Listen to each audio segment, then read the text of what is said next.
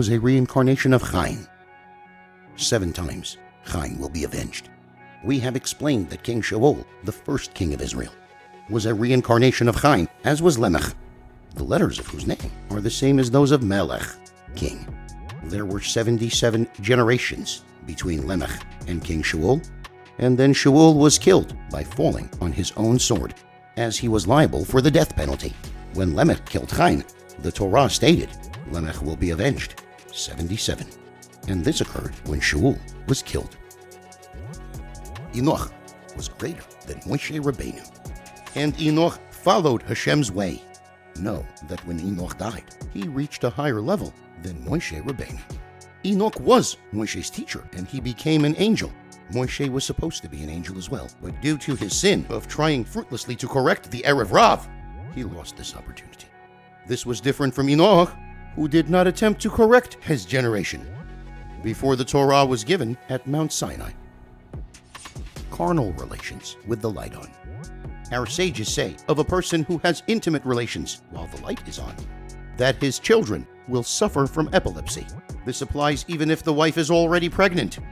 My teacher, the Ari-Hakodesh, said that it is not enough to put a partition in the room, but that one should darken the room completely. He said that in most cases, when children die early, it is due to their parents' sins. One sage was punished by being reincarnated as a sheep because he caused his children to die prematurely. Using the holy names for idolatry. Regarding the Babylonian tower, why did Hashem say, now it will be inevitable for them to reach the sky? Although a person has free will, Hashem could have easily thwarted their plan. The answer is that they knew Hashem's holy names, and they knew each and every angel's name, obligating each angel by oath to do their wish. The only way they could have used these holy names was by knowing the holy language.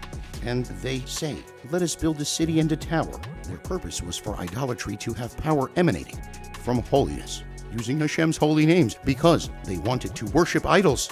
It is necessary to abstain from the mundane in order to achieve greatness, but they wanted to enjoy worldly pleasures. Nebuchadnezzar was a reincarnation of Nimrod. The head of this was Nimrod, who was very adept at using holy names. And that was Nebuchadnezzar's intention.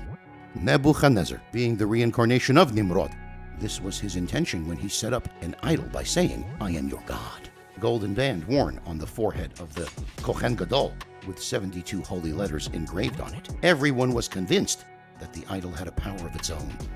However, the prophet Daniel climbed up to the idol's mouth on a ladder and pretended he wanted to kiss it. He then removed the holy names from the idol's mouth, and the idol collapsed immediately. Paro utilized holy names to construct Pithom and Ramses. This was Paro's intention when he gave instructions regarding the construction of the cities of Pithom and Ramses. He wanted the situation to be similar to when Nimrod built a tower using holy names. Just as a third of the tower was swallowed into the earth, so too with these two cities. Paro enslaved Israel using holy names, as he did not want them to leave, but wanted them to remain enslaved forever. The thoughts that one has in his mind. The Zohar HaKadosh says that if a person has merit and has good thoughts at the moment of intimate relations, a good soul is brought down. But if he is a sinner and he has bad thoughts during intimate relations, he receives a bad soul. The image of the newborn appears at the top of his head at the moment of intimate relations. Whether he will be tall, short, strong, weak, clever, or foolish, poor or rich. This is why our sages said, I have seen pious people, but they are very few. When an animal is found to be kosher and will be eaten by a kosher person, it is a heavenly sign that it contains a holy spark, which is amended. But if it is a taraf, not kosher, it is a heavenly sign that the soul inside the animal is not ready to emerge and be rectified. Therefore, the Torah says, give it to the dogs, until that soul will receive its punishment and be corrected by a kosher person. Not cutting one's beard. The mitzvah of growing a beard. It is proper for a man never to cut off even a single hair, because they are the pipes for the heavenly blessing. He should also not put his hands in his beard, in case that might result in his breaking or pulling out one of the hairs. Onkelos, the convert, wrote the translation of Torah into Aramaic. Therefore, it is proper to read it on Friday, but not on Thursday or Shabbat. Pirek Shira. Why should a person say Pirek Shira daily? All creatures have an angel up above. As our sages say, every grass has an angel, which tells him, grow. Only after a human says Shira does his angel receive spiritual livelihood. It is written that anyone who says Pirek Shira daily receives additional blessings. This is because Hashem created mankind in his image. Just like all creation depends on Hashem, so too all creation depends on human behavior and is blessed due to the person. Therefore, by saying Shira with devotion, one affects spiritual energy and will receive a large reward.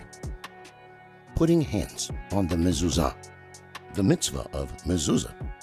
When a person leaves his home, he should put his hand on the mezuzah and kiss it, in order that Hashem will spare him from the Satan. Washing hands for bread. A person who does not take care to wash his hands before eating bread will be eradicated from the world, because the 10 fingers correspond to the 10 statements with which the world was created.